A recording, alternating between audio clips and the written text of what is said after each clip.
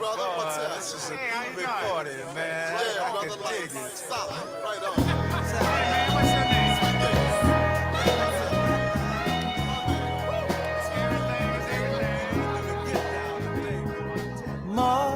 Mother, there's too many of you crying.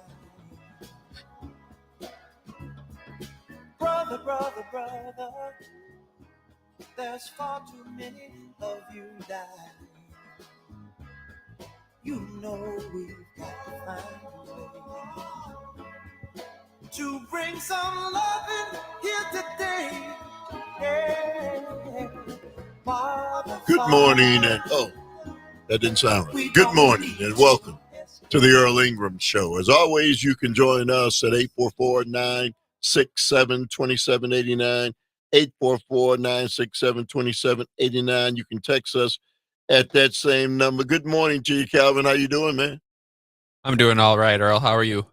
All right, man. You getting a hair, shaving a haircut, and taking a bath, and all those things. Yeah, I might actually get my hair cut on Thursday. We'll see if I can get an appointment. Well, it's been a long time. It has been a while. You're going to have to introduce yourself to the barbershop. Anyway, man, that's you know who that is by now. It's my co-host Sandy Williams. Good morning to you, Sandy. How you doing, man? Well, I'm doing all right. It's not a fit night out for man or beast out No. There was a movie. There was a guy named W.C. Fields who was. I remember W.C. Fields. Well, he preceded me, other than in the old movies that I used to watch. But there was a famous movie he made where he kept coming in from outside. The snow and rain would blow in behind him, and he'd say, "It's not a fit night out for man or beast." You know, I'm almost ashamed to say I remember W.C. Fields. Yeah.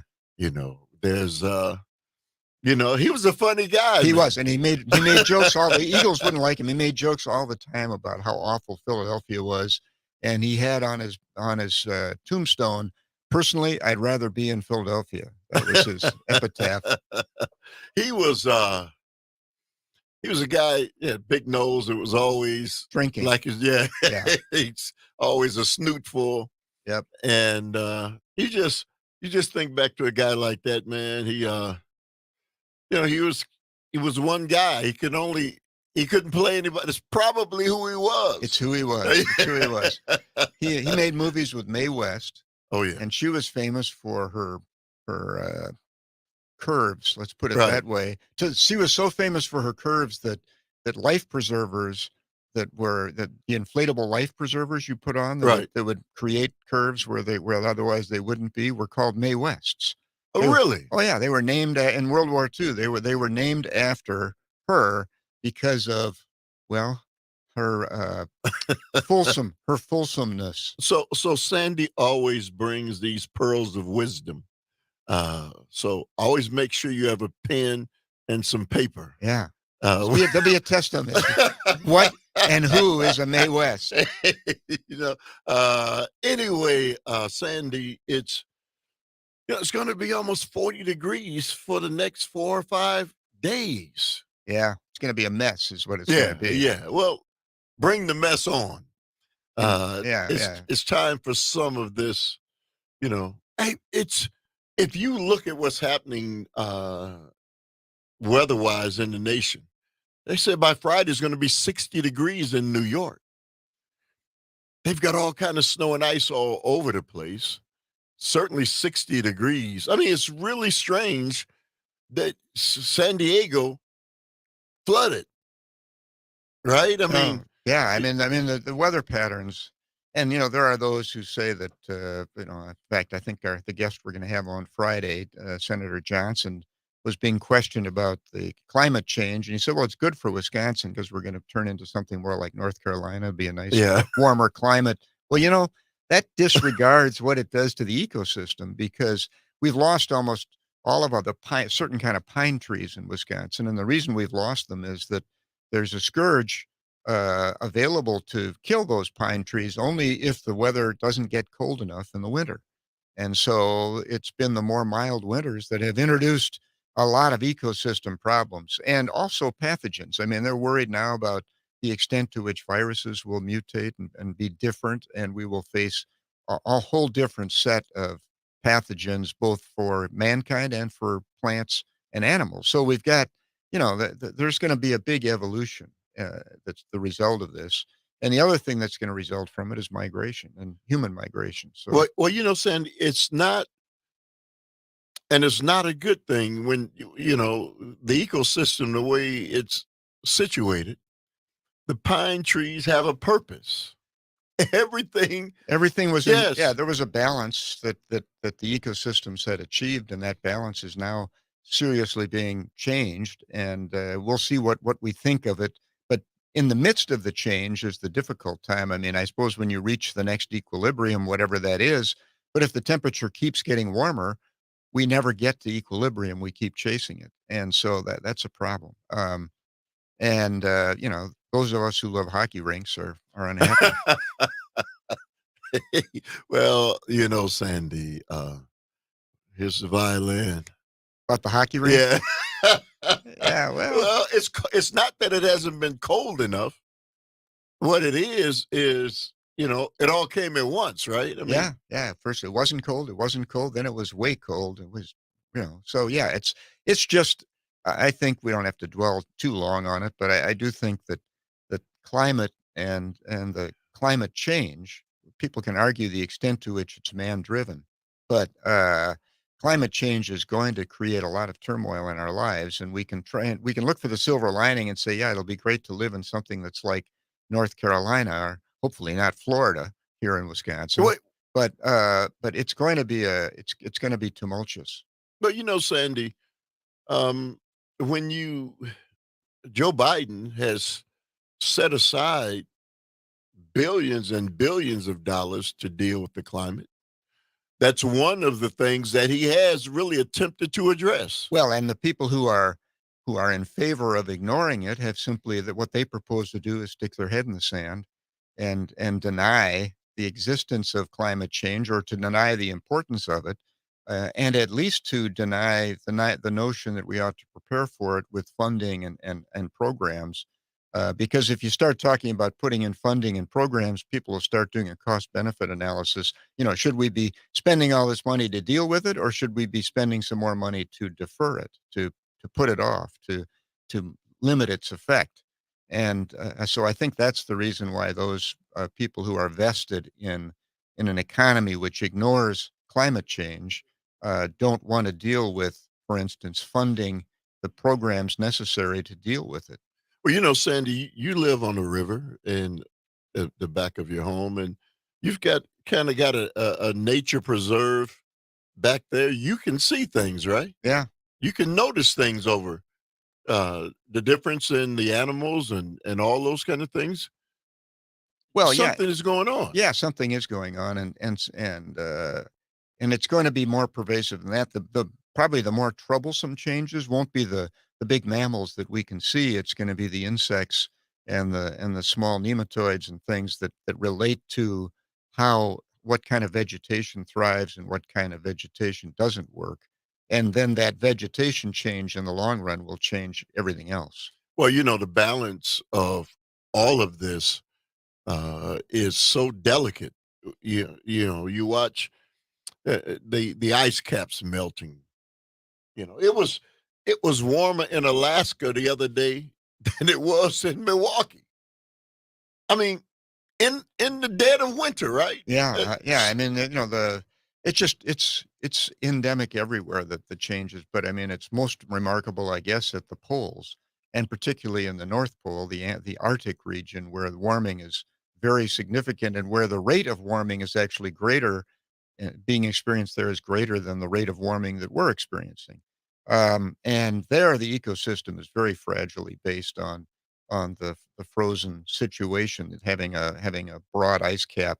And we've got problems in in the Russian tundra, where a great deal of methane is captured in the peat bogs and the tundra there, and it's being released because of the thaw. Right? They have permafrost there until, oh wait, they don't. The permafrost Right. is lifting, and as it lifts, there's a great deal of change there, including the release of microscopic viral particles as well as a lot of methane.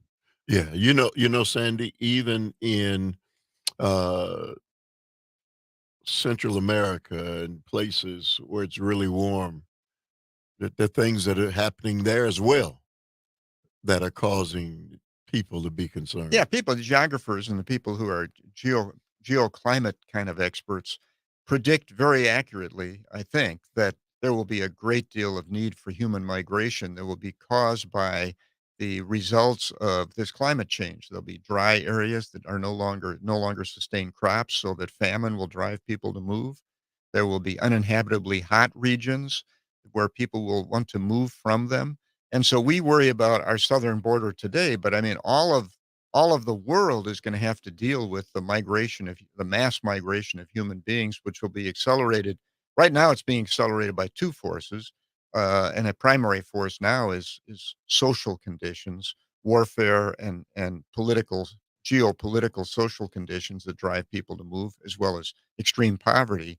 But we're beginning to see movement as the result of climate results. So, Sandy, when we come back from our little, short break, I want to talk a little bit. I was looking at some statistics about immigration, and we keep saying that Joe Biden is the cause of immigration. And if you look at how far back, the last time, Sandy, there was a reform bill passed for immigration was 1986 in Ronald Reagan.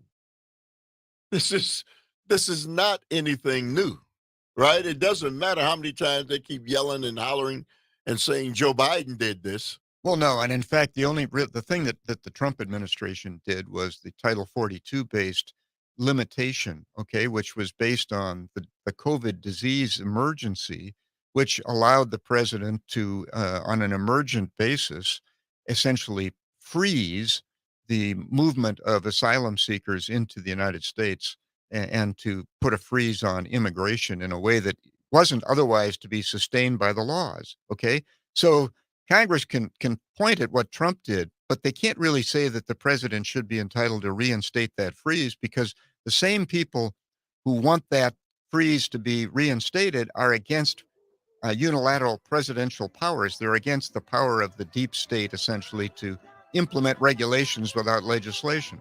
844-967-2789. You're tuned into the Earl Ingram Show. It's Tuesday. That means Tuesdays with my co-host, Sandy Williams, the walking encyclopedia. Oh, wow. Encyclopedias are passé. The Shaw, WAUK. Robert Hack Diamonds pays cash for your unwanted gold, silver, and even diamonds. That's right. Robert Hack Diamonds wants to make you an offer on your gold, silver, and diamonds. The process is very simple. No appointment needed. Just come on in, sit down in a nice, relaxed atmosphere, and the staff of Robert Hack Diamonds will evaluate your unwanted gold, silver, and diamonds and make you an offer on the spot. Then you can decide if you want a deal or no deal. Robert Hack Diamonds can also convert your old jewelry into something new or trade in your outdated pieces for something new and exciting. Many people inherit jewelry that might not be your taste, but you are sentimental. Why not have Robert Hack Diamonds take the golden gems and create something for you? So many options at Robert Hack Diamonds. Again, Robert Hack Diamonds pays cash for your unwanted gold, silver, and diamonds. See them in Brookfield, just east of Moreland on Greenland Avenue, or 76 in Layton, right on the corner in Greenfield. RobertHackDiamonds.com.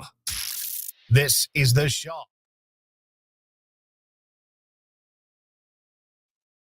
It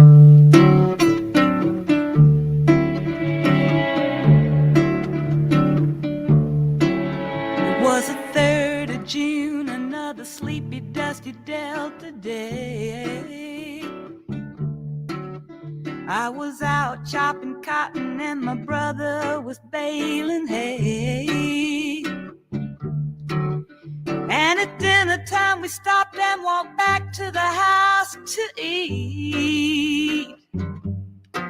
And Mama hollered at the back door, y'all remember to wipe your feet. And then she said, I got some news this morning from Choctaw Ridge. Today, Billy Joe McAllister jumped off the Tallahatchie Bridge. Hey, Papa that's, said to Mama as he that's passed a blast around from the black past, That right? is.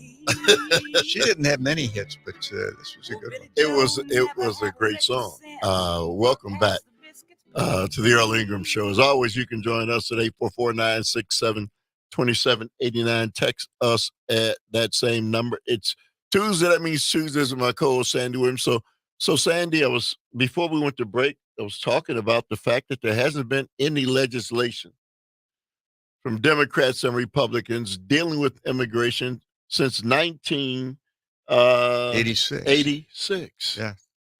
So this has been 30 festering. 38 years. And, the problem is that what Trump did was by presidential fiat. It was a fiat that was supported by the emergency of the COVID situation. COVID is no longer there to lean on.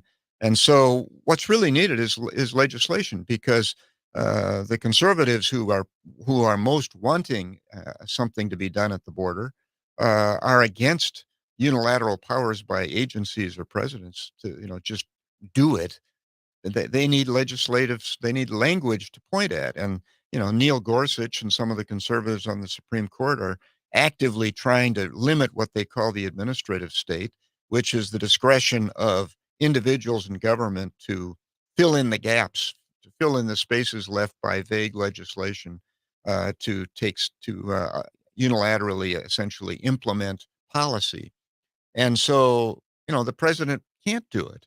And what's needed is legislative language to be the support for what it is that needs to happen at the border. And so Congress needs to just get busy. They need to start working on bipartisan solutions. And there are those in Congress who don't want bipartisan solutions. I think one of the people who announced that they didn't want that we'll be talking to shortly. Well, Sandy, just to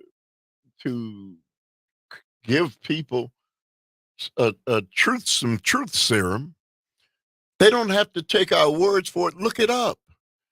So no matter how many times you hear people say this is Joe Biden's issue at the border, it's just not true. Well, the notion is that Joe Biden has opened the border up, and what Joe Biden has done is return to the asylum procedures that existed before the presidential executive order of Trump.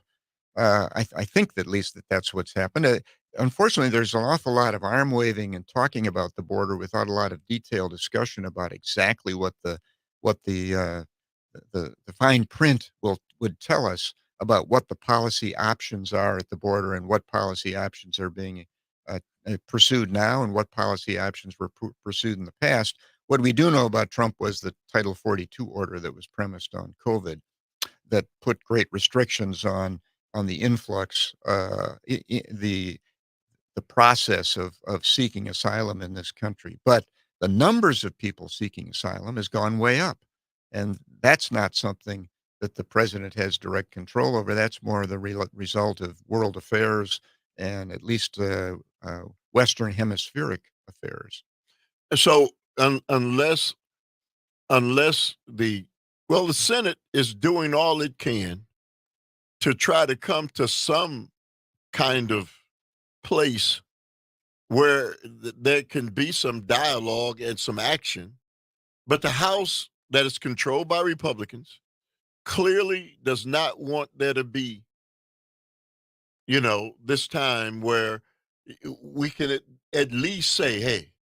Well, I think the Senate maybe has. I think that the Senate adjourned. I think that our guest on Friday had some comments about himself being, in some respects, responsible for the Senate adjourning without a bipartisan solution at the Senate level. And we can ask him about that. I think his statements at the time were that he didn't think the Democrats were reasonable or interested in a solution, and so he wasn't interested in a bipartisan negotiation about it.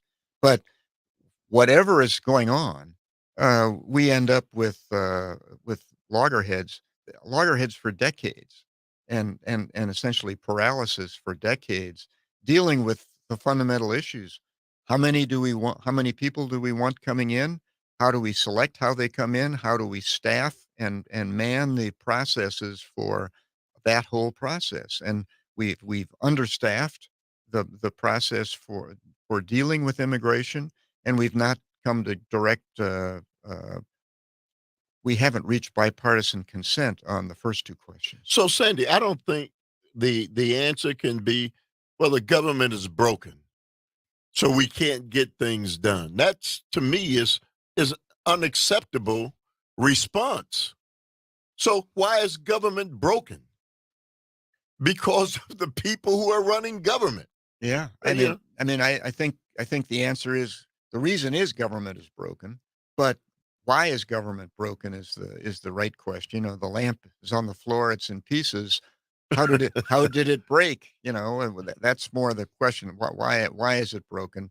And I think we've been thrashing around with that issue, you and I and others for years, trying to kind of figure out how it is we can break the partisan impasse and create some mechanism for actually accomplishing a broad range of things. You know, we can list on one hand the bipartisan things that have happened. One of them being the infrastructure bill, which of course, in many respects, is a very politically attractive thing to pass for both sides because it's an immense amount of pork.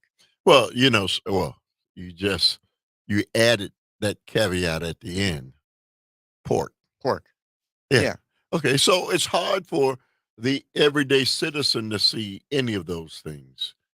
All they show us is a bunch of people gathering, coming from different places, trying to get into our nation. And we don't know anything about why the backlog is there. All we can go by is what we hear people say, unless we do a little research on our own. And then you come up with, hey, there hasn't been a bill passed since 1986. Well, Sandy, it's not going to get any better without the legislation. The only way it can be fixed is through that, right? Yeah, and also just a general discussion, a national discussion about immigration, and a truthful one, factually based about where people are coming from, what our country most would need and want in the way of immigration.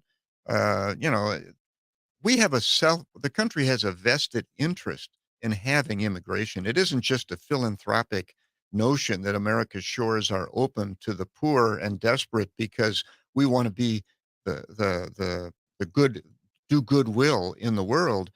Yes, that's what we say, and that's how probably we should be thinking. But the fact is we have a vested interest in having lots of immigrants coming into this country. 844-967-2789 is the number. Bobby Joe Gentry. Yes. And me, I spend a lot of time picking flowers up on Choctaw Ridge and drop them into the muddy water off the Tallahatchie Bridge. Did you know this local radio station is part of Civic Media? Learn more about the entire network at civicmedia.us.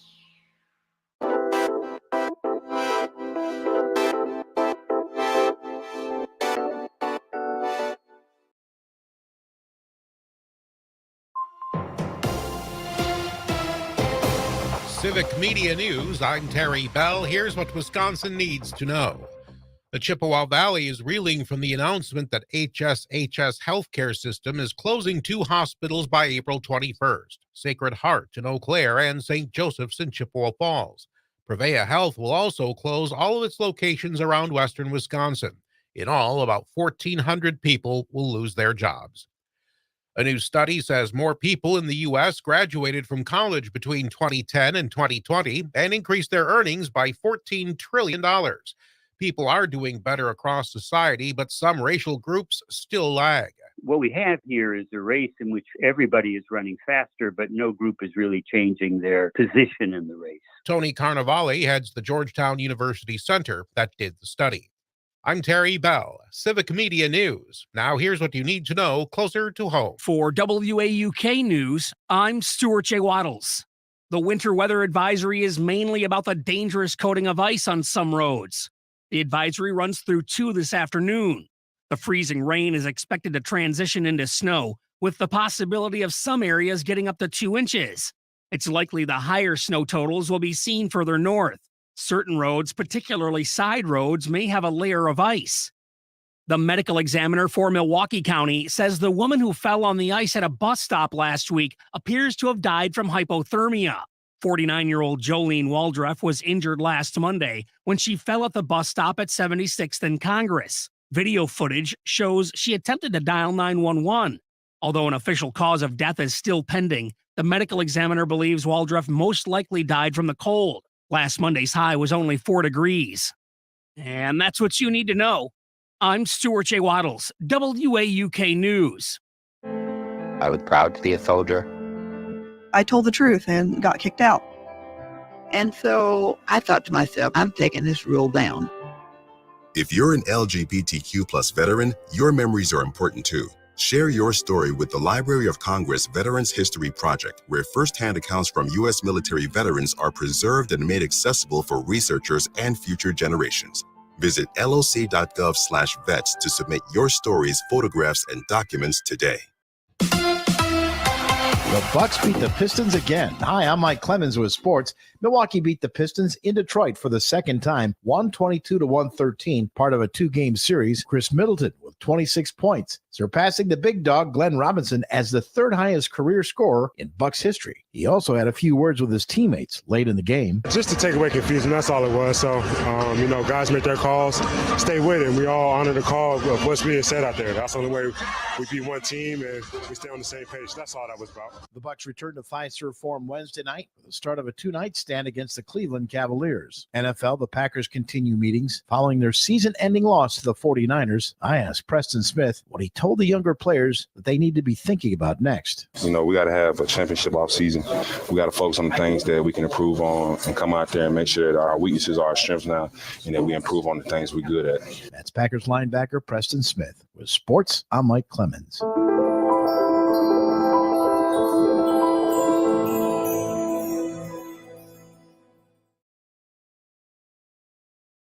It is going to be a little messy out there today. We have a winter weather advisory in effect. Rain and snow likely off and on through the day. We could get it between 1/4 and 1/2 inch of liquid precip. Maybe some minor slushy accumulation, but definitely enough to mess up the roads a bit. 35 today, 33 tonight. Warm enough for rain tomorrow. Scattered showers with a high of 38. I'm meteorologist Sean Cable. Temperature now 30. To the big-hearted, the bold, the teachers, the growers, the builders, the change makers.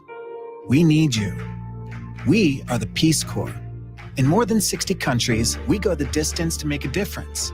We're volunteers, partners, communities, bringing our experience, joy, and passion to building a better world together.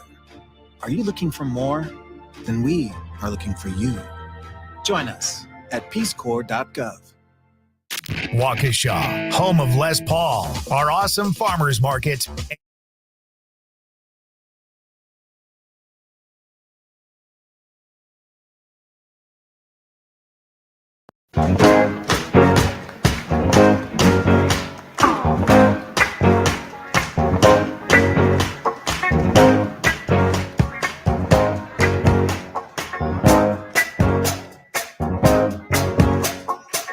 They say the neon lights are bright on Broadway.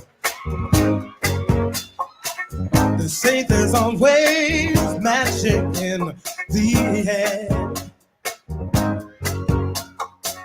But when you're walking down that street and you ain't had enough to eat, the glitter rubs right off and you're nowhere.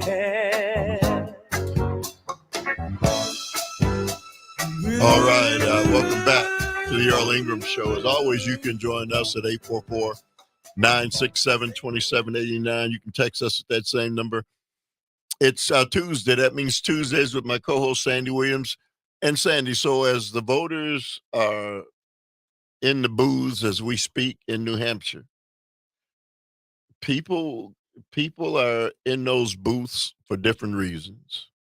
And you and I were talking during the break about, and it's a good question, what makes people vote? Yeah, I mean, my question for people is, What is the number one issue in your mind about a candidate? What is it that you want, that you are hoping that candidate will accomplish? The number one thing, not numbers 1, 2, 3, 4, and 5, but the number one thing, the most important thing in your mind that you want your candidate that you're going to vote for to accomplish on a national basis. And to me, that's a very interesting question. It varies, I'm sure, from person to person based on their circumstance. But from my circumstance, I think the most important issue is what will that person do for the benefits, the problem that middle class America, the median family in America faces with respect to their budget.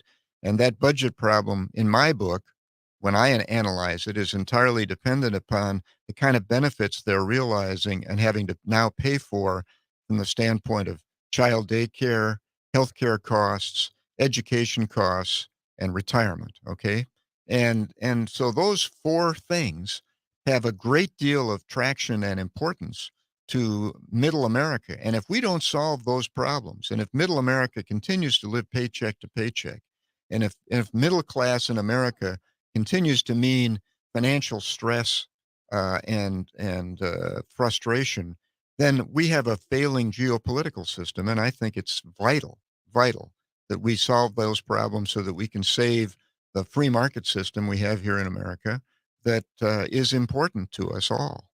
You know, Sandy, whoever that person is he can't unilaterally fix those things, because you're going to hear that, you know, there are limited resources in our nation, and where they're, you know, going to be spent sometimes is at the root of why we can't fix those things you're talking about. Well, that's why I want to hear what people's number one issue is, because if we can come up with a prioritization of them, we could start analyzing the federal budget with those priorities in mind to figure out where and how we ought to be spending the money we ought to be spending, and how much money we ought to ask for from ourselves. How much should we be taxing ourselves to accomplish these outcomes? And so, you know, I think it's a fundamentally interesting question. We have an election year, and I think everyone ought to be thinking about this. And instead of the arm waving we do about a whole bunch of issues,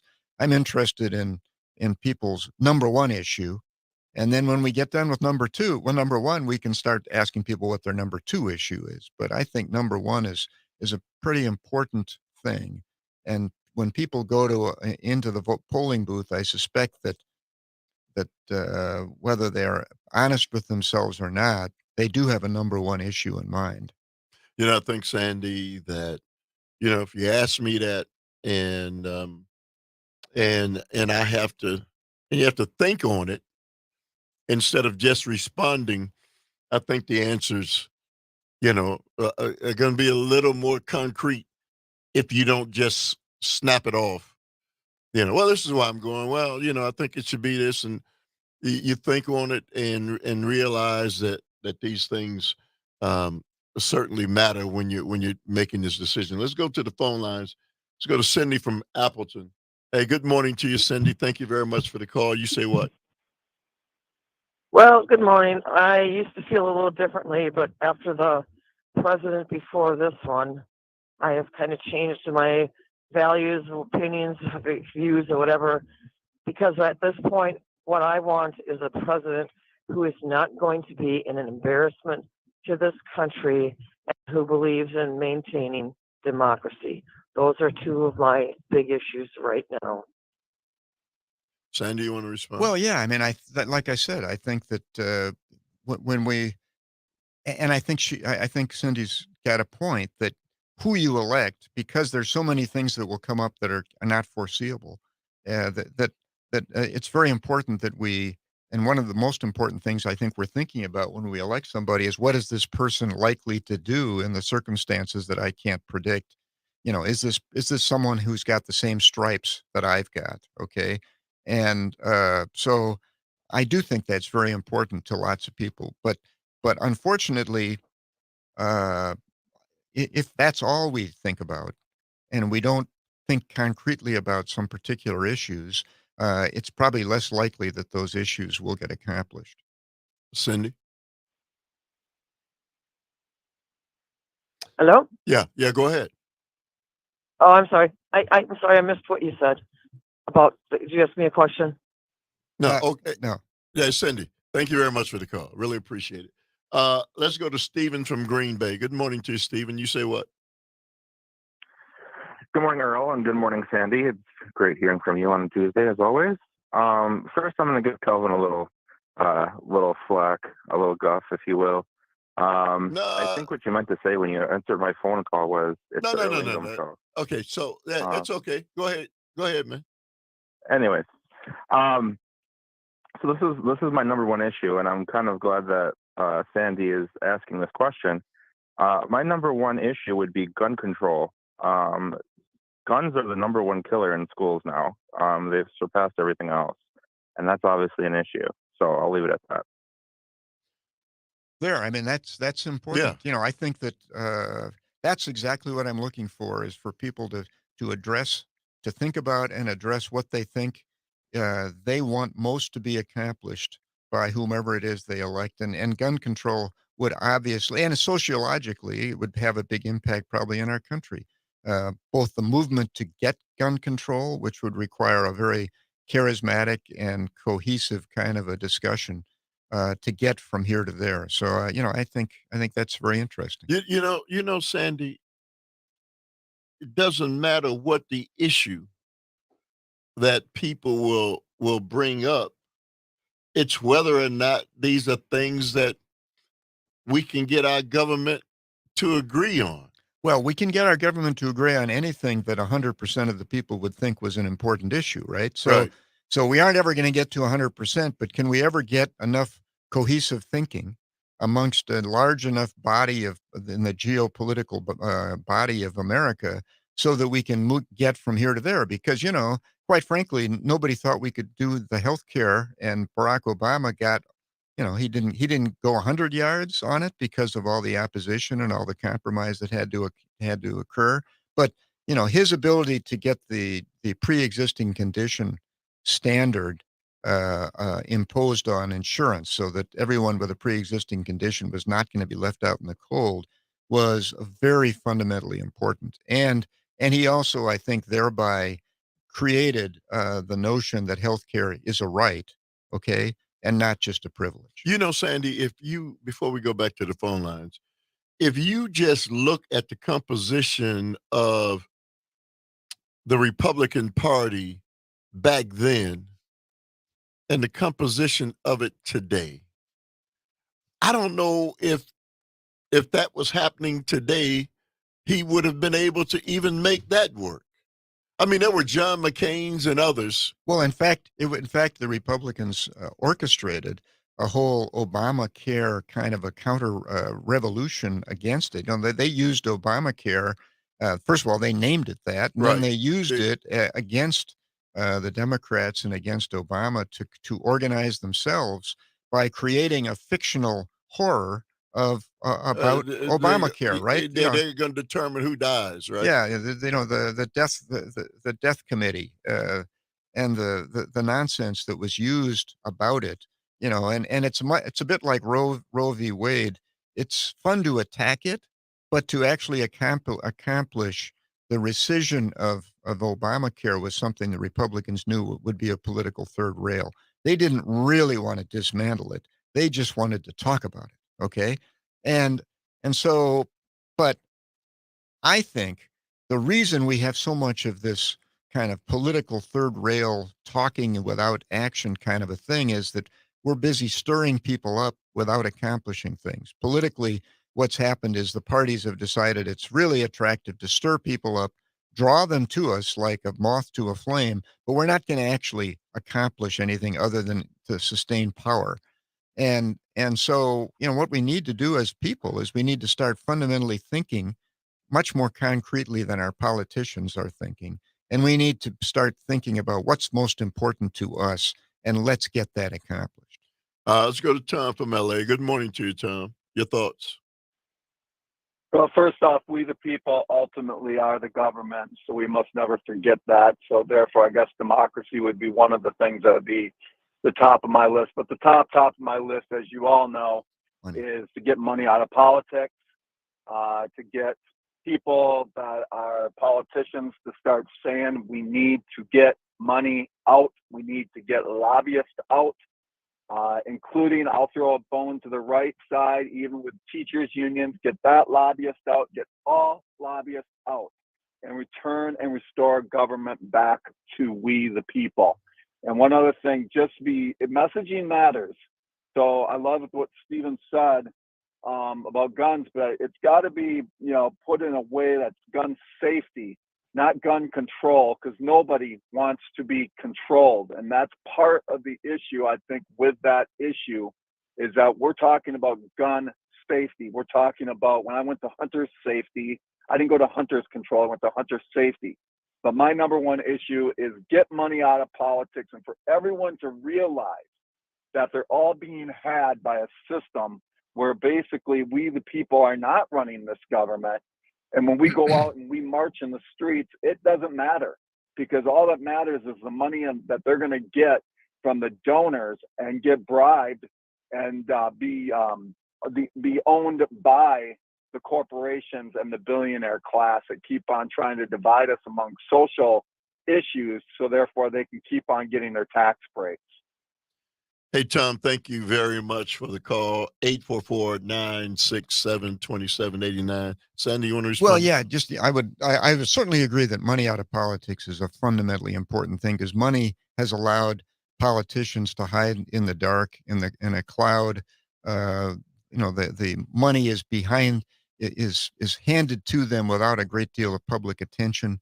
And then their attentions are diverted from my number one goal, or Stephen's number one goal, or Tom's number one goal. And I would say that if we could all focus on that number one goal and drive our politicians to pay attention to it, maybe they could turn their back on money. To get money out of politics is probably going to require a Supreme Court change, not or a constitutional change, both of which are very difficult. Okay. The Supreme Court change could occur, but it'll be a while before the court majority changes.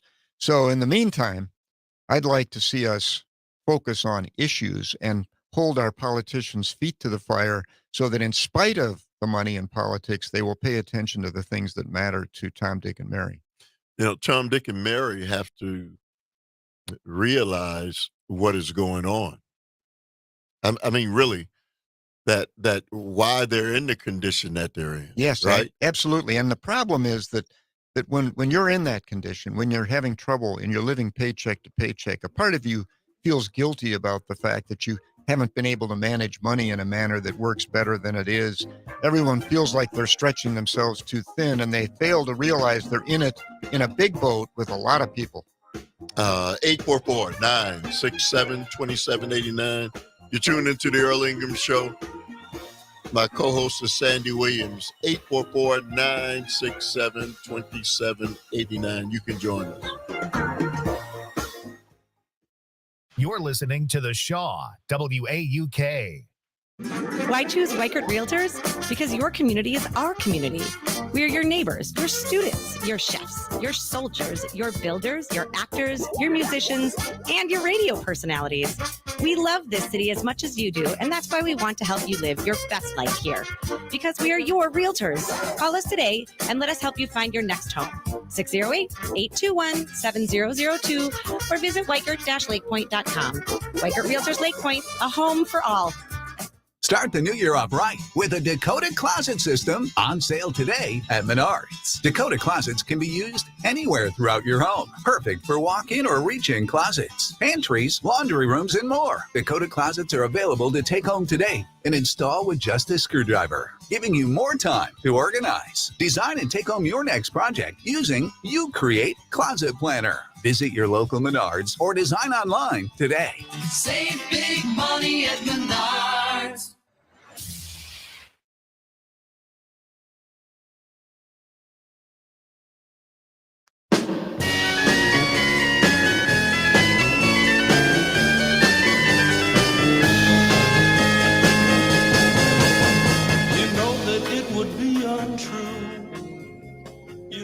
I would be a liar if I was to say to you Girl, we couldn't get much higher.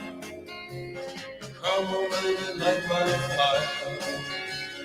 Come on, baby, light my fire. Try to set the night on fire. The time to hesitate is through. No time to wallow in the mire. Try now, we can only lose. And our love become a funeral pyre. Come on, baby, light my fire. Come on, baby, light my fire. Try to set the night on fire. All right. Welcome back to the Earl Ingram Show. As always, you can join us at 844-967-2789. Text us at that same number. It's Tuesday. That means Tuesdays with my co-host, Sandy Williams. Let's go to the phone line. Susan from Kenosha. Good morning to you, Susan. Your thoughts? My thoughts. Well, I read a lot, for one thing. And I recently am reading a book called Requiem for Marx. And this deals with the Communist Party and how they control their citizens. And what the people in the United States should do is realize that we are being controlled. We are being controlled with the amount of money that we make. They've taken a big deal of the big people who have the money, have taken a big deal of our manufacturing out of our country. They're telling us how to educate our children, and they are making it more and more difficult for us to survive. And what we need to do and all get together as a unit and vote people into office who actually have our regards, what we feel that's important. And one by one, we'll take care of gun control, we'll take care of abortion rights, and we'll take care of our medical system, the way that we treat people, the way we educate people. But right now, what we have is a system where we have people who are rich and who control everything. That's the upper 10%. And then the rest of us are in the downswing of actually getting poor, because we're living from paycheck to paycheck. And you can also look at it, how they are developing our food sources.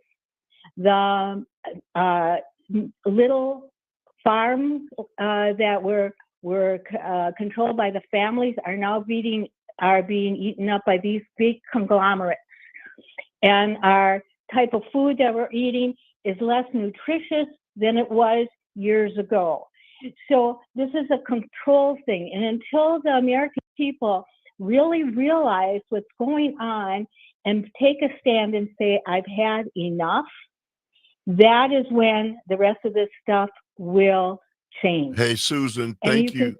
Thank you very much for that. I think you're right on point. You know, Sandy, if the only answer to any of it in a democracy is elections. And so people, that's the only place that we have the power. And people have to be educated on who they're voting for, right? I mean, I don't care if it's the legislature. I don't care if it's your alderman, your county supervisor, whoever the people are that you vote for, you better make doggone sure who they are, right? Absolutely. I mean, that's why I brought the subject up. I think that what we need to do is start being honest with ourselves, doing a self-evaluation. What is it that is important to me personally about what government can and should be doing that will make life better and will bring America closer to its full potential and will avoid jeopardizing what it is that's great about America by, for instance, in my book, having a middle class that's shrinking and not thriving. You know, we need a thriving middle class, and we need to make sure that our politicians are responsive to the needs of those people. Okay, and Tom is right. Money is clouding the whole thing and making it much harder for the people to exercise their power. But we definitely need the people to exercise their power. And therefore, elections shouldn't be popularity contests. They need to be contests associated with the policies being proposed by the people. And we need far more discussion of policy. And the policies we need to discuss should not be the powder keg kind of tinderbox hot button policies that are related to the social issues. They need to be the issues that are fundamentally important to Tom, Dick, and Mary. Sandy, the frustrations that I have is the fact that I think people just they feel like this is more than what the lift is heavier than what they can do.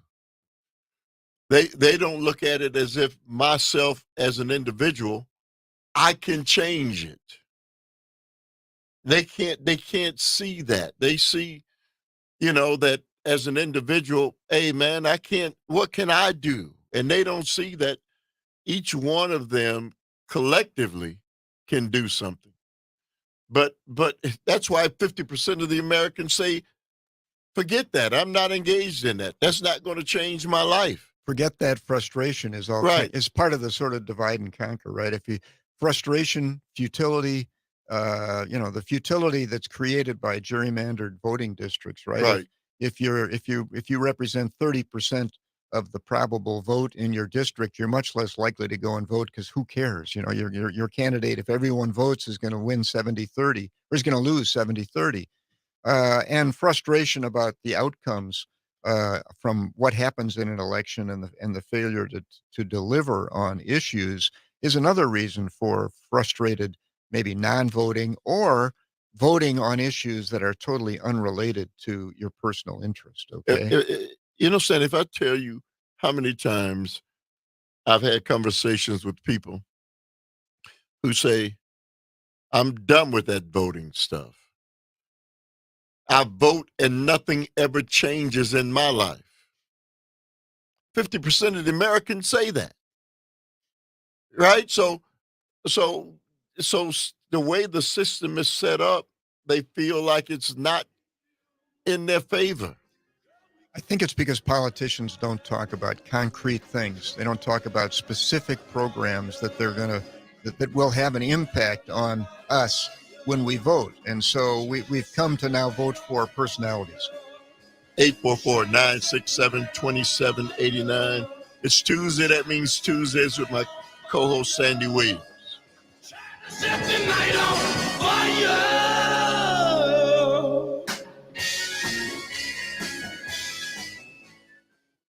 Whether you're heading down Les Paul Parkway or fighting traffic on the interstates, this is The Shaw, 540 AM and 101.1 FM, WAUK. Hey, it's John Mino. Wednesday morning, Ryan Lambert from Midwest Restoration will be in. In our small business spotlight, we'll welcome Fanny Shee from Appleton. Mino the Mayor, 68 on WGBW and WISS. Thrivent is growing in southeastern Wisconsin and is seeking financial advisors. If a career with independence, impact, and purpose is important to you, you should explore the Thrivent Financial Advisor opportunity. You'll build your own business by combining your values, drive, and skills to help others thrive financially and live meaningful lives. You'll get unsurpassed support from Thrivent, a Fortune 500 company that's helped people follow their hearts and strengthen their finances for more than 100 years. To learn more, send your contact info to matthew.witowski@thrivent.com.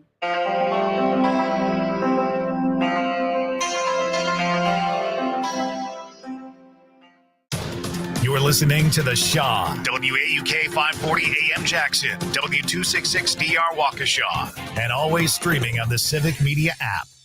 CBS News Brief, the movie to beat at the Oscars. World War II would be over. Our boys would come home. Oppenheimer leads the pack with 13 nominations. Barbie's next with 8. Among the snubs, movie critic Jeffrey Lyons. There are always surprises. I thought Margot Robbie would be nominated for Best Actress, and she wasn't. Neither was Leonardo DiCaprio for Killers of the Flower Moon. Primary voting's underway in New Hampshire, and independent Elizabeth Harlow is opting for Nikki Haley. I do agree with her that I think that our education needs to be pumped up. I think military is important, obviously decreasing our taxes. Donald Trump far ahead in the polls. Israel's military is reporting its deadliest single incident since the war with Hamas began. CBS's Linda Gradstein says 21 IDF soldiers were killed in a blast in Gaza. An RPG was fired at a tank securing the forces, and simultaneously an explosion occurred in the buildings. CBS News Brief. I'm Deborah Rodriguez.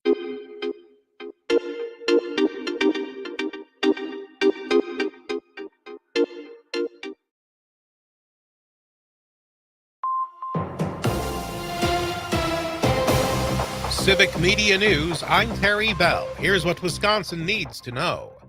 Governor Evers says Wisconsin is in a good position fiscally as he delivers his State of the State address tonight. Wisconsin has a projected $4 billion budget surplus.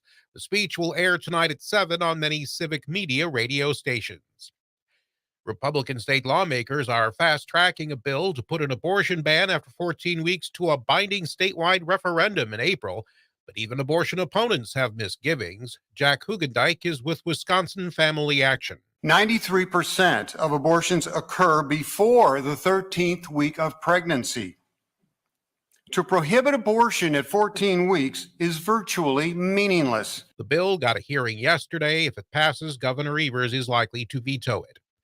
I'm Terry Bell, Civic Media News. Now, here's what you need to know closer to home. For WAUK News, I'm Stuart J. Waddles.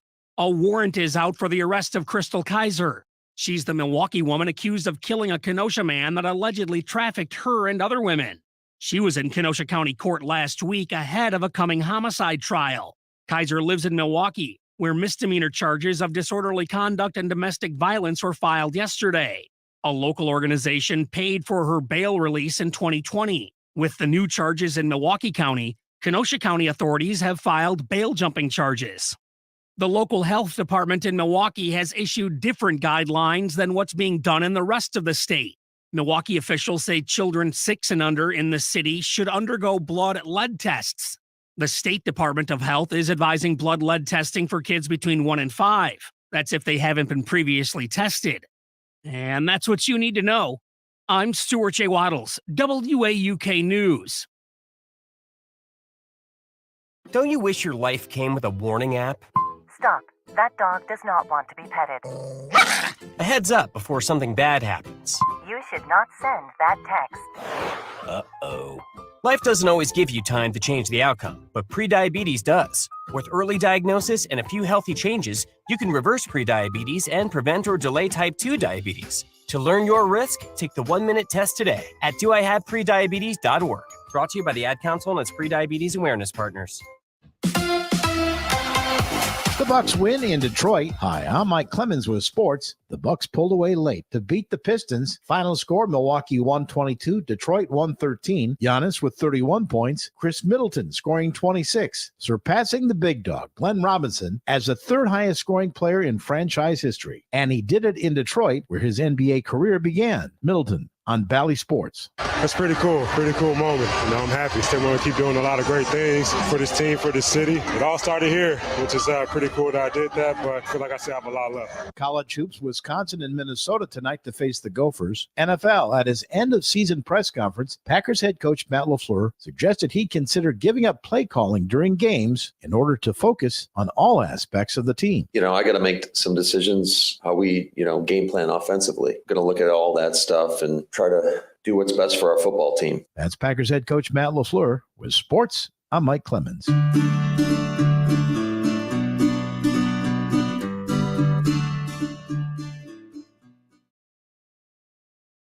It is going to be a little messy out there today. We have a winter weather advisory in effect. Rain and snow likely off and on through the day. We could get it between 1/4 and 1/2 inch of liquid precip, maybe some minor slushy accumulation, but definitely enough to mess up the roads a bit. 35 today, 33 tonight. Warm enough for rain tomorrow. Scattered showers with a high of 38. I'm meteorologist Sean Cable. Temperature now 30.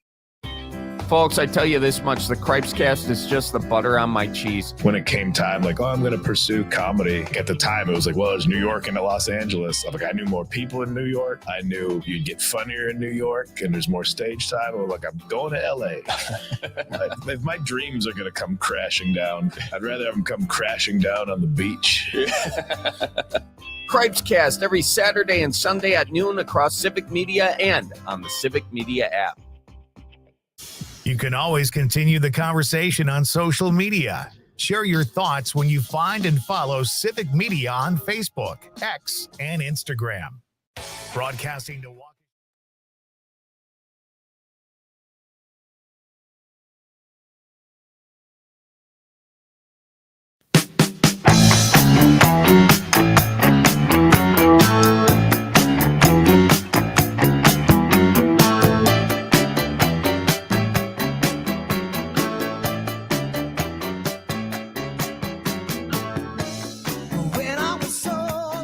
All right, welcome back to the Earl Ingram Show. As always, you can join us at 844-967-2789. Text us at that same number. My guest is State Democratic Party Chair, none other than Mr. Ben Winkler. Good morning to you, sir. How you doing? I am so good, so glad to be with you, and so fired up that we had the Vice President of the United States here rocking yesterday in the great state of Wisconsin. Yeah, man, it's been a while, man. It's good to hear from you. It's great to be on with you. Thanks for having me. I'm here with Sandy Williams. I don't know if you know Sandy. He's a fellow Harvard graduate. Yeah, I predated you in economics by a long, long time. But yeah. What house were you in, Sandy? I was in Elliott House. Got it. How about you? I was in Cabot. I was a quadling. Yeah. Okay. Well, that's that's great to be with both of you. Yeah. So let me. So Joe Biden is here again. He's in Superior. Kamala Harris was just here yesterday in Waukesha. President Biden was in Milwaukee about a month ago. What's going on?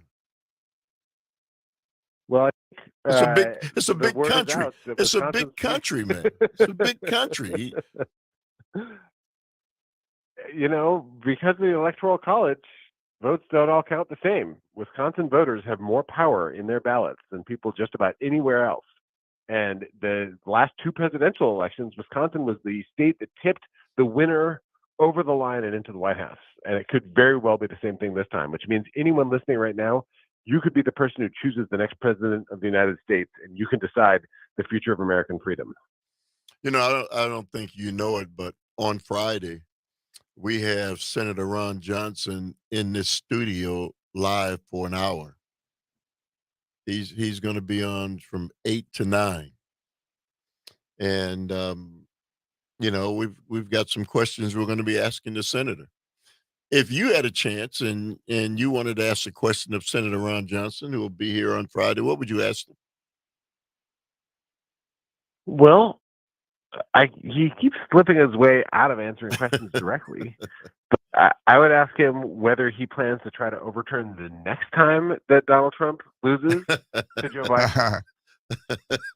And I'd ask him whether he can commit right now to voting against any national abortion ban that might come his way in the United States Senate, because we're going to need every vote we can to stop that abortion ban train from going through if the GOP wins in November. Yeah, those are good points. You know, in fact, Earl, you asked him what question he would ask. I think that the Civic Media has set up a process for our listeners to go to the web, the internet, and to essentially participate in a process for helping us figure out what some consensus questions from our listeners are. What is the site that they do that? So you could go to civic.audio/Earl and put in the questions that you think you'd like us to ask Senator Ron Johnson on Friday. Again, that's civic.audio/Earl. Let me ask you. Let me just explain to Ben that you know what, this is an interesting kind of a new app sort of a thing. It's in the cloud. It's a crowdsourcing process for developing consensus, and it's being used by business in a lot of places to basically get anonymous groups, so that you don't have the bias of dominant leader. You don't have the bias of affirmation, an affirmation bias built into it, but you try and find out what people really think and really want, and on a consensus basis. And we're excited about using the tool for making sure that we ask the questions our listeners want to ask of Senator Johnson, but I think we'll be using the tool in the future too. Huh. Super interesting. Yeah. Well, it's a good match with civic media. It's nice to hear about this innovation. That's the kind of thing that happens in Joe Biden's America. People come up with new, great ways of doing things and don't try to take us back to the 1950s or 1840s, as the Republicans seem to want to do. So what do you want to say to this listening audience across the state about the importance of this upcoming election? Sandy and I spent a lot of time, Ben, talking about the middle class and the struggles of the middle class in this nation and how frustrated people are. What do you want to say to the audience that fits into that category, that is struggling in this society? Yeah, fundamentally, Joe Biden, Tammy Baldwin, they get it. They get you. They're on your side. They've been fighting for Buy America policies. They've been fighting with these giant special interests to bring down costs. The cost of insulin is capped at $35 a month. It was through the roof before they passed this law. They're going to keep on fighting, and they're never going to stop focusing on working people. This is, the president who was on the line with UAW members before they got their record contract, and the job's not done. Clearly, we all know when we buy eggs, the job's not done. But there is work to do that they are never going to stop fighting to do. And that is really different from Donald Trump. If you listen to him, you watch what he says, he's all about himself. He's fighting for himself. He's getting everyone embroiled in his own drama, trying to overturn elections and, make it all about him, punish his enemies, free the January 6th insurrectionists. That's what he's talking about. And Joe Biden wakes up every day thinking about how do we build the middle class, because the middle class built this economy and unions built the middle class. Like that is the fundamental difference between these two candidates. And that's where you get a Donald Trump that wants the government to go in and tell you what you can do with your own body. He's focused on domination, control, and his own power. And Joe Biden, Tammy Baldwin, these are servant leaders who think that working people should get a fair break in this economy and everyone should have an equal shot. So, Ben, people, we talk about motivating voters to come out. And, you just, gave some reasons why it's important that voters come out. But there are a lot of voters who are hemming and hawing and they're trying to find, we got broken government and they're trying to figure out, how is my life going to change? What do you want to say to them, man? Well, I'll give an example. There's a lot of kids in this state who drink water from lead pipes, and it can affect your entire life. No question. If you're drinking water that has lead in it, Joe Biden, Kamala Harris, Tammy Baldwin cast a tie-breaking vote in the Senate. They passed bills to fund replacing every single lead pipe in Wisconsin, in America. Donald Trump is talking about repealing Biden's legislation if he comes in. And it's just this question of whether we want to make things better or whether we want to live in Donald Trump's head for the next 4 years. And, it takes time to actually get this work done. The ground is frozen right now. It's not like an overnight miracle change, but they're actually doing the hard work, sometimes behind the scenes work, much less drama, much less actually focused on the things that will make the change.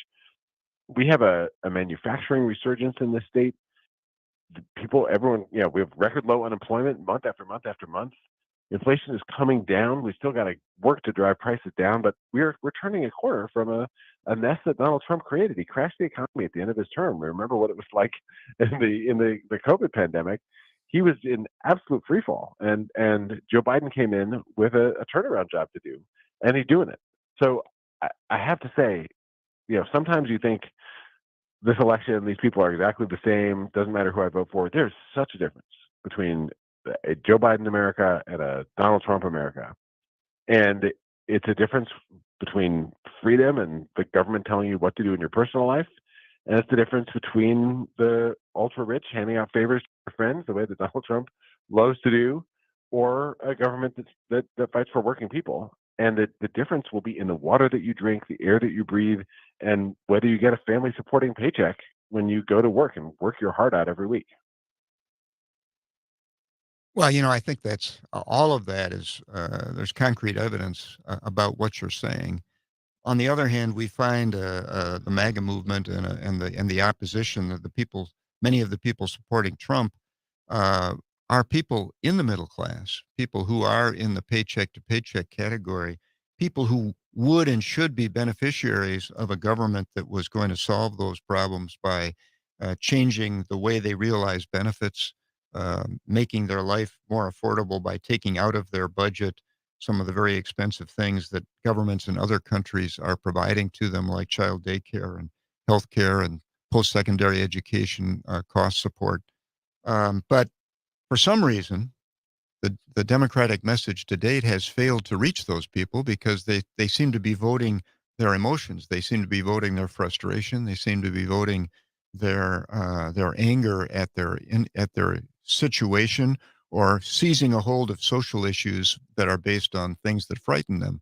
And so how are we going to deal with that? How are you going to, do you think you can get through to them with the kind of reasoned discussion you just described, or do we need to be more concrete? I will say it doesn't matter if you're middle class, rich, or poor. People don't like the idea that in the most intense and painful moments in their lives, when they're thinking about what to do with a pregnancy that has careened into a catastrophic health situation, that the government's going to come in and tell their doctor that they'll go to jail if they provide the care that they swore an oath to provide. People don't want to imagine that their daughters and granddaughters will have less freedoms than they did. And people want to make sure we have an economy that actually rewards work instead of just rewarding wealth.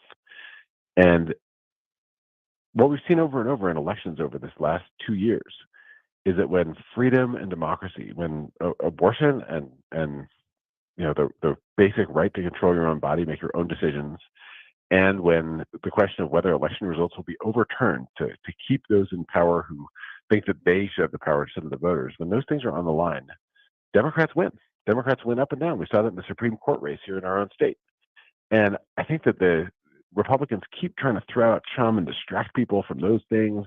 For Democrats, we have to keep coming back to the very personal stakes, make vivid and real what this is going to mean to people, and recognize that we can talk about these freedom questions, like the Vice President's reproductive freedom tour that started in Wisconsin yesterday, and the economic questions. I pointed Joe Biden, who's going to be in Superior, Wisconsin. They just put in $1 billion to repair the bridge over to Duluth in Superior, Wisconsin. That create jobs as they build it and sustain working people who drive over that bridge every day to get to work. And that's what Democrats do. Hey, Ben, I want to thank you very much, man, for taking out the time. You know the number. Just let us know, and we'll continue this as we move towards the election. So appreciate it. Look forward to more. All right. Thank you very much. That's Ben Winkler. He is the chairman of the Wisconsin Democratic Party. 844-967-2789 is the number. Keeping you informed, entertained, and connected to your local community. Here's Terry Barr with the Civic Media Radio Network. Our Wisconsin winter feels like the perfect time for casseroles. And Red Maple Restaurant near Walker's Point recently received King of the Hot Dish crown. They had an amazing kind of Asian-inspired, gravy-covered, meatball-heavy casserole, which was my personal favorite, so I was glad to see it win. Matt Wild with Milwaukee Record visiting Matinair on Air, where Greg wants all in on this tasty bake-off. You got your businesses, and then people can bring their own casserole, so there's almost like two levels of competition. I like this. The casserole contest supports the Kinship Food Center. We'll keep you posted on the next one. If music is more your thing, the Rat Pack Tribute Show returns to the Pabst Theater in Milwaukee, Saturday, January 27th. Until next time, I'm Terry Barr. You're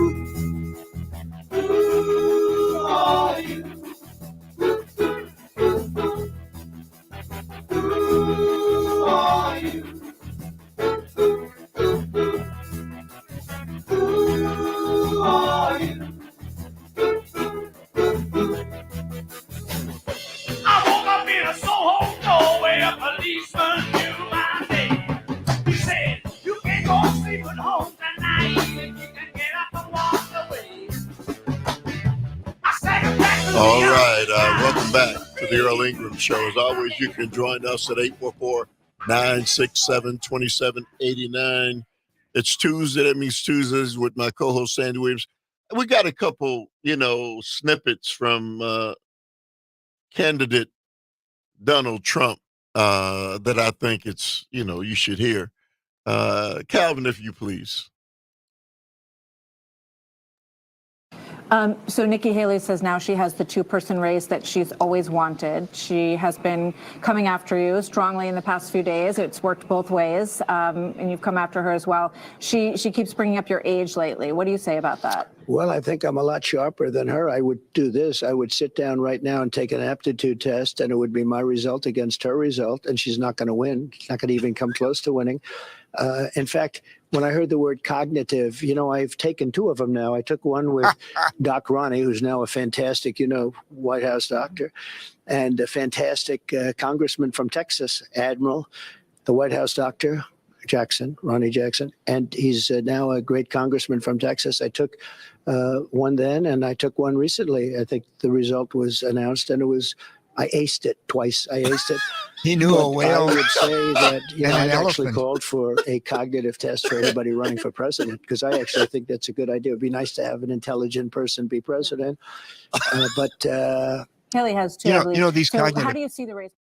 These cognitive tests. These cognitive tests are not aimed at measuring intelligence. They're aimed at measuring whether you have slipped into senility or not. So it's like short-term memory issues and things like that they're measuring. Just to be concrete about this, it's not intelligence. Well, he said he aced them. He aced them, I know. The only tests he ever aced were the ones that people came back and told him how they did when he paid for the testing. If you thought that was something, listen to this one. Instinct, and I will build an iron dome over our country, a state-of-the-art missile defense shield made in the USA. We do it for other countries. We help other countries. We don't do it for ourselves. We need it too. Reagan proposed that many years ago, Star Wars. He proposed it many, many years ago, but at that time there was no technology. It was just like it looked good. But we have unbelievable technology. We shoot them down. I've seen so many things. I've seen shots that you wouldn't even believe. Missile launched. They go, missile launched. And you hear a bell go. I mean, I see this. It's so incredible. And these guys, these geniuses, they go, these are not muscle guys here. They're muscle guys up here, right? And they calmly walk to a seat. Ding, ding, ding, ding, ding, ding. They've only got 17 seconds to figure this whole thing out, right? Boom.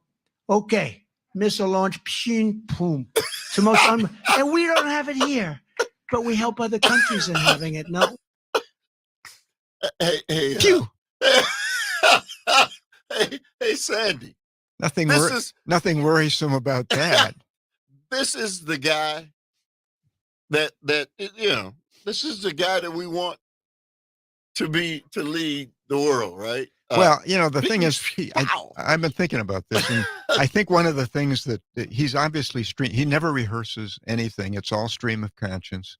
Unfortunately, the stream of conscience lets you hear all of the ideas, and when you think that's all of it's like an echo chamber in there, and then things spill out. Pew. It's like it sounded like an 11-year-old describing something. Well, but that. We can laugh, except that I know it's not funny. This man is apparently going to get the nomination to be the Republican nominee for president and has a clear opportunity to win that election and become a president again. And so, wow, that's all I can say is when I hear that stuff, I laugh. Half of me is laughing. The other half is horrified. Well, Sandy, the truth of the matter is, here's a guy talking about building an iron dome over America. Well, when is the last time rockets shot? Israel has a thing they call the Iron Dome, which is their missile defense. And we could be there. And an Iron Dome for like New York City makes sense or whatever. But the notion of an Iron Dome that would, we have a broad missile defense system already for the United States. Okay, I mean he's talking nonsense. It's not like we don't already have installed a broad defense system that is designed to deal with intercontinental ballistic missiles headed our way. And so, yeah. Another waste of resources that he clearly, I mean, Star Wars, remember last time he brought in Star Wars? And when have you heard anything about that, creation, the new branch of the military? Oh, you mean the Space Force? Yeah, Space Force. Space Force. Yeah, Space Force. Well, this is somebody who thinks that his gut will tell him all that he needs to know. He doesn't take advice from people. He makes it clear that, in fact, that's an important element to who he is, which is that, I rely on my gut. I don't listen to advisors. I don't take the assembled intelligence in a room because I have all the intelligence I need. All one need do is listen to those two dialogue, those two soliloquies, and realize we need more intelligence than that. He sounds like an infant. Yeah. I mean, he clearly does. And the thing is, he stands in front of a camera and he thinks he's having an intellectual dialogue on serious issues. Right. And for those of you who support him, I don't know how you defend that. Right? But he's your guy. Well, I said ping pow. Yeah. Pew. The machine that goes ping. I don't know you don't know where to start when you listen to that stuff. But it doesn't seem to matter. Yeah, but so they beat up Joe Biden from reading off the teleprompter. Yeah. The teleprompters are there so you don't wind up sounding like that, right? Right, or describing Nikki Haley as being responsible for all of the defense at the Capitol on January 6th. Yeah, Nancy Pelosi. When he meant to say Nancy Pelosi, which again wasn't true either. She wasn't responsible either. But the conspiracy theory involves Pelosi and not Haley. But Sandy, I wonder what the people who support him think when they hear those things, or when they see those things. I don't think it even registers, Sandy. It's like they totally dismiss that because he's their guy. They think it's shtick. I think they believe it's his shtick. Yeah, I've heard people say that. He doesn't really mean that. Yeah, he doesn't mean it. That's not who he is. It's just a facade he's putting on. It's like crazy like a fox. Who knows? I think the thing is he needs to be taken seriously because apparently a lot of people are taking him seriously. 844-967-2789 is the number. We'll return. I really want to know.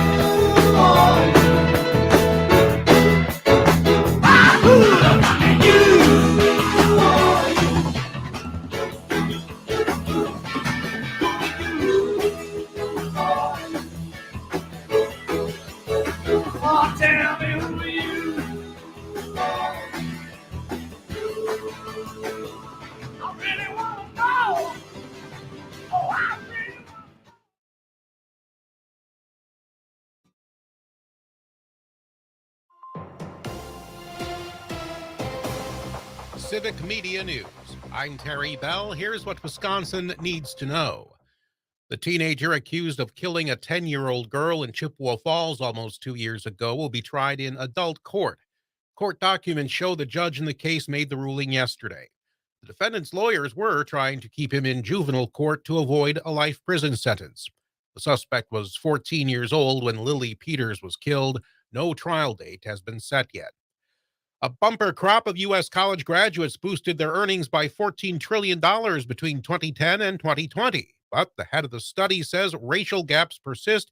Tony Carnevale is with Georgetown University. The way the American system works is that people from less advantaged families begin to lose ground in the early grades. I'm Terry Bell, Civic Media News. Now, here's what you need to know closer to home. For WAUK News, I'm Stuart J. Waddles. The chancellor of UW Whitewater says hate has no place on campus in response to the weekend appearance of a small group of neo-Nazis. On Sunday night, 4 people wearing masks waited outside of a residence hall, lighting road flares, brandishing a swastika flag, and yelling racist phrases. No one was hurt, and no one's been able to identify them. According to the chancellor, it doesn't appear likely that any neo-Nazis are connected to the Whitewater campus. For most of the area, forecasters are anticipating another sloppy and snowy day. There's already been a number of spinouts and crashes this morning. A winter weather advisory is in effect for everyone from the Illinois state line to Washington County. That's until 2 today. A wintry mix with freezing rain and eventually 2 inches of wet snow is predicted. And that's what you need to know. I'm Stuart J. Waddles, WAUK News. This is Chuck Smith, founder of Current Electric. I want to thank you, Southeast Wisconsin, for making us #1 electrical service company in our area. From residential and commercial to all things solar. Do you know the #1 reason people call Current Electric? It is trust. We answer the call. They trust our heroes in their home and businesses. With 8,500 5-star reviews and growing, I'm so very proud of our team of heroes. Go to callcurrent.com. That's callcurrent.com. Home of the superheroes. The Bucks win in Detroit. Hi, I'm Mike Clemens with sports. The Bucks pulled away late to beat the Pistons. Final score, Milwaukee 122, Detroit 113. Giannis with 31 points. Chris Middleton scoring 26, surpassing the big dog, Glenn Robinson, as the third highest scoring player in franchise history. And he did it in Detroit, where his NBA career began. Middleton on Bally Sports. That's pretty cool moment. I'm happy. Still want to keep doing a lot of great things for this team, for this city. It all started here, which is pretty cool that I did that, but I feel like I still have a lot left. College hoops, Wisconsin and Minnesota tonight to face the Gophers. NFL, at his end-of-season press conference, Packers head coach Matt LaFleur suggested he'd consider giving up play calling during games in order to focus on all aspects of the team. I got to make some decisions how we, game plan offensively. Going to look at all that stuff and try to do what's best for our football team. That's Packers head coach Matt LaFleur. With sports, I'm Mike Clemens.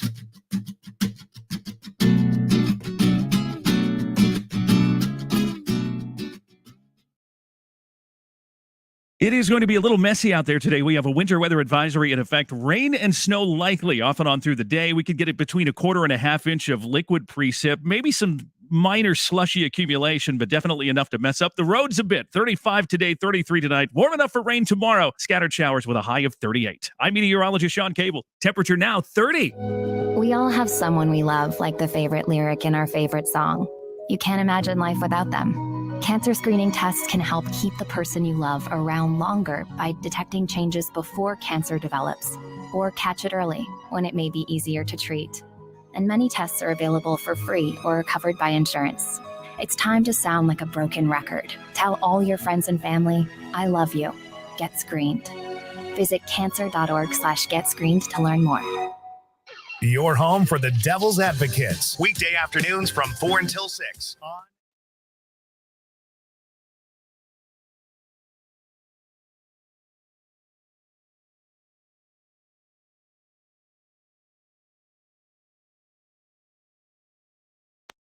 I thought love was only true in fairy tales, and for someone else, but not for me. Our love was out to get me. That's the way it seemed. Disappointment haunted all my dreams. Then I saw her face. Now I'm a believer. Not a trace of doubt in my mind. I've been alone. I'm a believer. I couldn't leave her if I tried. All right, welcome back to 1967. Oh, back to the Earl Ingram Show. Back when America was great again. Make America great again. Actually, let's just pick 1967. Was that a great year? We were in the middle of Vietnam. No, 1960. Milwaukee was on fire because of race issues. 1967, 1968, some of the most impactful, a year later, the assassination of Robert F. Kennedy. Yeah. Dr. Martin Luther King, Malcolm X, just on 844-967-2789. You can text us at that same number. It's Tuesday. That means Tuesdays with my co-host, Andy Williams. But I want to make sure that you get this information because when we asked the questions of Ron Johnson on Friday, what we're asking you to do is go to civic.audio/Earl. Again, civic.audio/Earl. You got time to grab a pencil and write this down, because what we're going to do, Sandy, is that tracks all of these different calls. Well, yeah, It's questionnaire. The people who go to that will provide information suggesting what it is they would like to have asked of the senator, and they will also see a compilation of what other people have asked, and they'll be asked to rank them. It's a very, very interesting and scientific approach to developing a consensus about what a bunch of people are interested in, and we're very eager to have the listening audience do this. So that we can make sure that we talk to the senator about the things they would like to see us talk to him about. All right, none other than Al from Milwaukee. Good morning to you, Al. How you doing, man? What's happening? I'm good.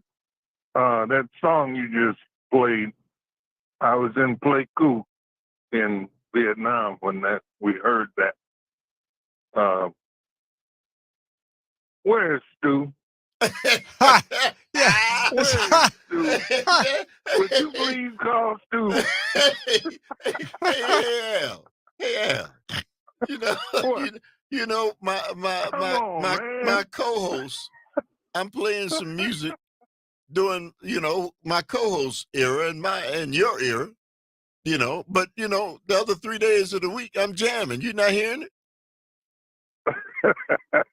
It's just the idea that when I listen, I have to turn the sound down in between the songs. Man, I get so many compliments on the music I play, man. You just can't please everybody all the time, man. Earl. Hey, Al, did you know Senator Ron Johnson's going to be in the studio Friday? Yeah, I know. I heard. Yeah, okay. There you go. I have a question for him. Oh, go ahead. Hey, Cal. No, I have a question for him. Be quick with that drop button. Okay.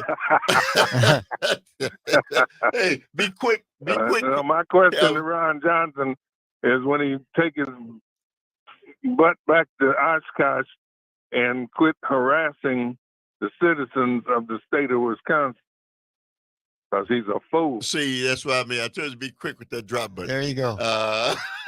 Hey, Al, that's one of the reasons why we've got this questionnaire,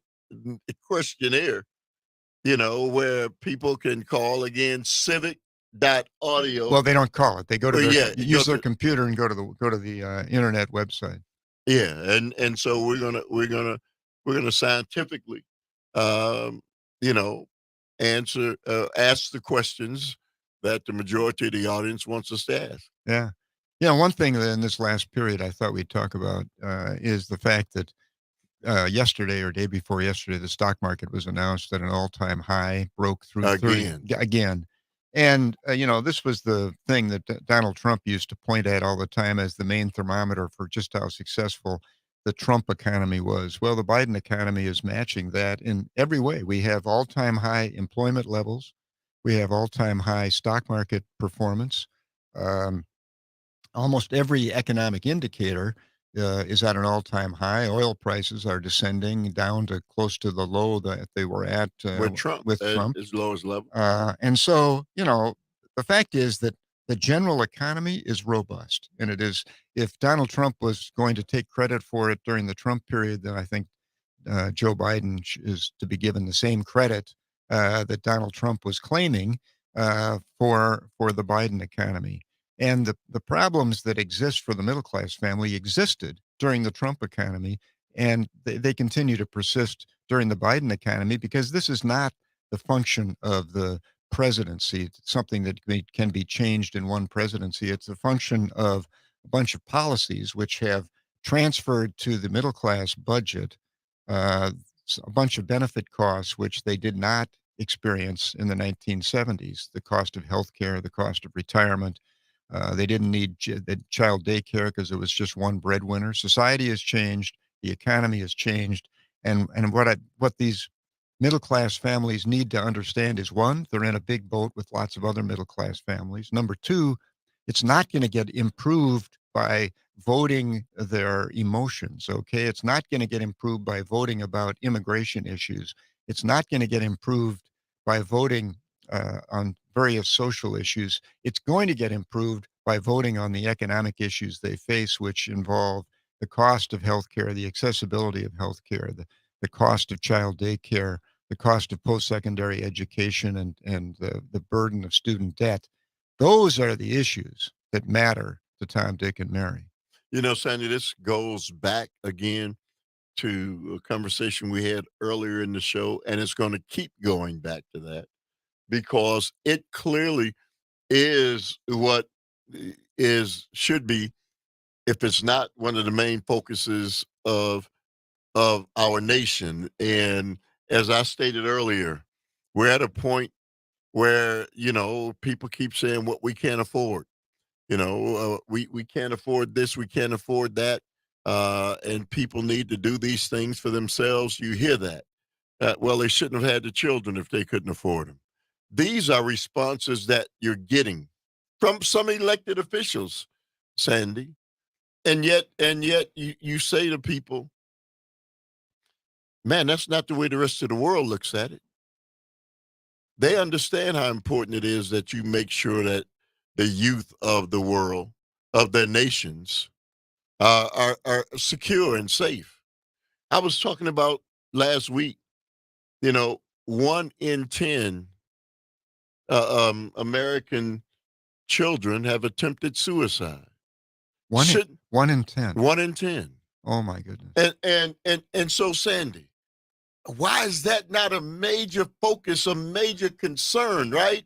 When we're talking about elections and all those things, why is the fact that 1 in 10 American children have attempted suicide, why is that not up there with the conversations that we're having while we're running? You know, this is the presidential election. Shouldn't that be, you know, one of the main things that we should be focusing on? In other nations, it would be. Well, yeah. I mean, you know, the fact is that most nations put the highest priority on the education and health and safety of their children so that their children have every opportunity moving forward to become strongly contributing factors and players in the community and in the economy. And, you know, we seem to have lost sight of that with, as you can tell, because all you have to do is look at our policies, okay? You don't have to look at our words. There's plenty of lip service given to this, but from our policies, it's clear that we have not placed a high priority on that. Well, Sandy, those nations don't say you had those kids, it's your responsibility, right? They don't say those things because they know that the future of our nations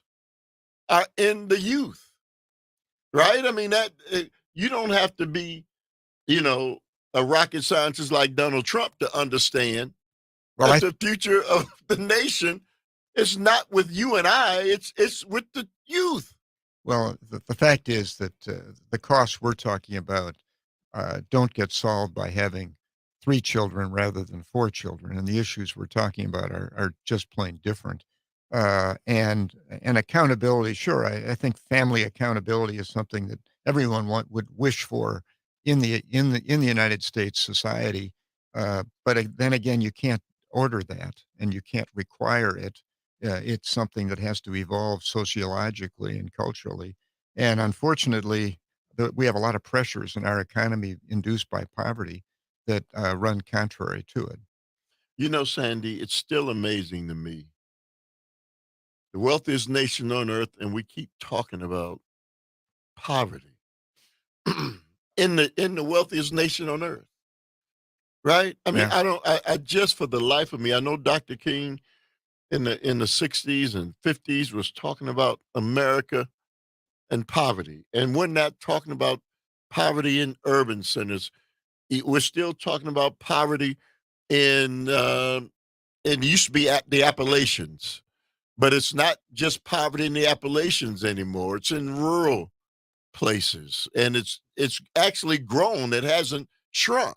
Right. I mean, that's the sorry thing is that we have this robust economy, and we still have a bunch of people who aren't participating in it adequately, and we have a bunch of young people who don't have the kind of futures that they ought to have in a robust economy. And so we need to address those things. That's not un-American to recognize those facts. I think it's American to both recognize those facts and to roll up our sleeves and work on solving it so that the America tomorrow is better than the America today. And that's not to denigrate the America of today. We have many, most people who are migrating in the world, their number one choice for emigration to is the United States, because they see it as a place of great potential and great opportunity. But we still have to look at what we have in America, and we need to make sure that we have for everybody in America and provide for them what they need. And those who want to worry about limiting the immigration in the United States, I think, ought to be making sure that the first thing they're worrying about is the opportunities of the young people in America, whether they be immigrants or not, that the community interest in the education, health, and safety of young people at large is number one issue. Sandy, what gets me is the short-sightedness of all of this. And you keep hearing about the mental illness that is permeating amongst our young people.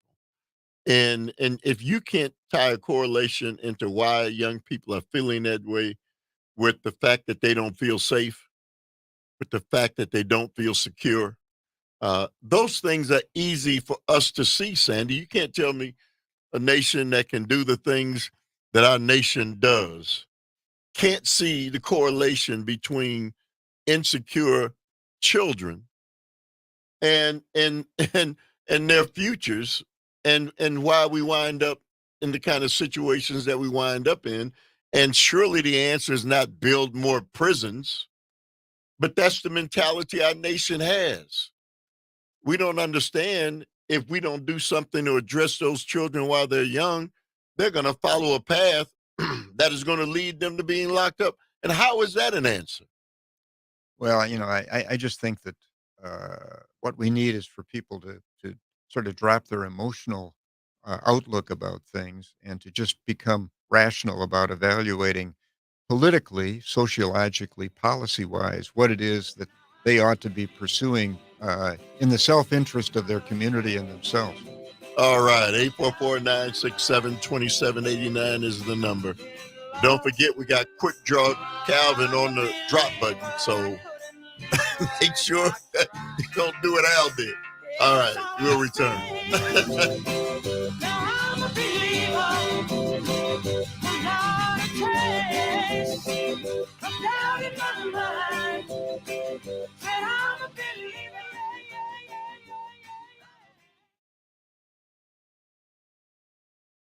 WAUK. This is me, Gene Okerlund, and I'm talking with Brett Yulberg, owner of Robert Hack Diamonds. Brett, I hear you pay cash for gold. Not only gold, but silver, diamonds in any form like jewelry, teeth, coins, flatware. Why should I sell you my gold? Why not? Our store is the only store that recommends you shop around before you sell. This way you know you're getting the most money. But if Robert Hack Diamonds can't beat a competitor's offer on your scrap gold, we'll give you $20 just for letting us try. Hey, what if I'm shy? You? Well, at Robert Hack Diamonds, we sit with you at a table. We go through your items and make you an offer. You're not pressured, and we offer more on jewelry that we can resell. Can I trade my gold for a new piece of jewelry? Of course you can, and not only that, we can custom make a piece of jewelry using your gold and gems. Hey, there you have it, folks. Sell your gold to my friends at Robert Hack Diamonds. Visit them on 76th and Layton in Greenfield. Robert Hack Diamonds.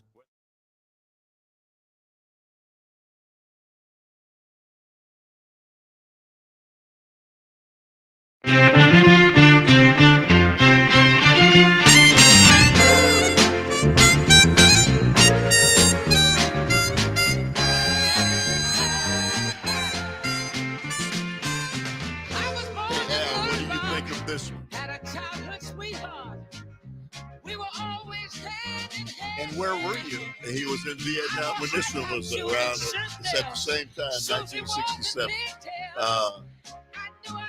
Welcome back to the Earl Ingram Show. As always, you can join us at 844-967-2789. Text us at that same number. It's Tuesday. That means Tuesdays. My co-host, Sandy Williams. Let's go to Eric from Tulsa. Good morning to you, Eric. How you doing, man?